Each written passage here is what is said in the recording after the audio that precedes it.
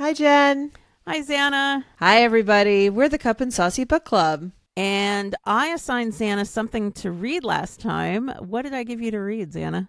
Last time in our podcast episode at the beginning of April, you gave me the book The Keeper of Happy Endings by Barbara Davis. And this was narrated by Robin Siegerman and Hope Newhouse. And what did you think? I liked it, but I didn't love it. I Okay. actually had a real difficulty getting into the book, so much so that I ended up listening to it at 1.5 speed. So, but it was very hard for me to get into the book, and I just kind of felt like I had to power through the book. The basic premise is that this young woman, Rory, is recovering from her fiance being missing. He's Doctors Without Borders, and he's missing for some time, and she's very depressed and very upset. But then she sees this house, and so through this she meets Celine, and so the story is told from the perspective of this elderly, well, not that elderly, she's 60 something, Yeah. a woman, Celine, and this young 20 something woman, Rory. So the biggest thing that kept messing with me is that the now time, the modern time, is the mid 80s. Yeah. The past time was World War II.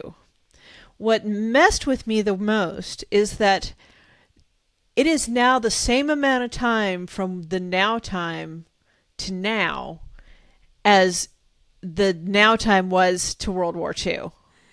Yeah. Yeah. Yeah. Which is only it's this is nothing to do with the actual book. It's just Yeah, that is not a criticism of the book. no. Other than I think that this book is relatively recent, and Yes, so it is. it was weird to have a a book that was set in two pasts, I guess. Yeah. Like that was kind of a, because the 80s time was presented with so much modernity that it just it threw me. I kept forgetting that this was not that time. Which I don't know. I have to give credit to Barbara Davis for this one because you were right. You were right in it. I mean, a lot of times Yeah. if you try and set a book in the past but make it sound like it's the present, you Yeah. mess up something.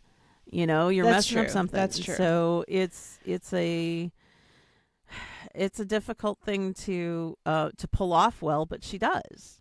She really does. And She does do that well, and she does do pretty well the thing that sometimes drives me crazy of shifting voice. So yeah, like the parts with Celine, those are in first person, yeah, and the parts with Rory are in third person. Overall, it was a very, part of the reason I had to listen to it at 1.5 speed was because it was just so sad in a lot of ways. yeah, And this is all about mothers and daughters. I mean, that's where, yes, there's romance in here. It's not yeah. a steamy romance, but No, but there's there are love definitely stories. romance. There are love stories. There are love stories, but the primary love stories are mothers and daughters. Yeah, And because mothers and daughters, their relationships are so complicated and so fraught in a lot of ways. Even if you have a close relationship with your yeah, mother, and there's it doesn't. still, Yeah, and yeah, it doesn't matter if the relationship is this is your birth mom or your adoptive mom or whatever. right. It's something about that dynamic that Yeah. is it can even the best relationships have their tension point somewhere, Right. and so And this does deal with both birth mothers, adoptive mothers, maternal figures. And there's lots of triggers in here about, Yeah. there is emotional abuse, there is mhm. and some of it is the accurate portrayal of the time period in which it's in. Sure. So even though this is written with a modern thing, I in a modern time, I appreciate that Barbara Davis does not 40 years ago. does not shy away though. But the fact that it was written less than 10 years ago and set, 40 years ago, 80 years ago. And then, but I appreciate that she does not shy away from, this is how we thought about things at this time period. That's true. This was the general. Yeah, and there's a lot of things that were perfectly acceptable in the 80s or in the 40s that are absolutely not acceptable now. But she doesn't try to gloss over them or change history or anything like that. And I appreciate that. Overall, I would give it, because of my enjoyment or not complete enjoyment of it, I would give it about 3 cups. 3 cups? Okay. Yeah. Yeah. As saucy wise, I would give it about a half a saucer. It's not very saucy. It's not really saucy at there's all. like a sort of closed door sex scene. Yeah. And then there's a couple of kissing scenes, and that's about it. Yeah. Yeah. And so, but it as is far very as romantic, though. It is very romantic in that. Yeah, I guess it is. I mean, in the strictest sense, it's oh yeah, no, it is, but it's like the kind of romance that just makes me angry. It it's just like there's a lot of miscommunication romance trope in it, and I just I don't love that. I don't love the miscommunication. Yeah, you don't love the miscommunication trope. Right. I mean, I'm not a fan of it either, but I kind of see this like the romantic elements are kind of like Casablanca-esque. It's misunderstandings, and it's not only misunderstandings though. It's time and the events of history that pull people apart as much as So it's almost as if they don't really have time to tell the people that the things that they need to tell them, because you think, oh, I'll have tomorrow, and tomorrow is like tomorrow's never guaranteed. Tomorrow the Nazis invade Paris, so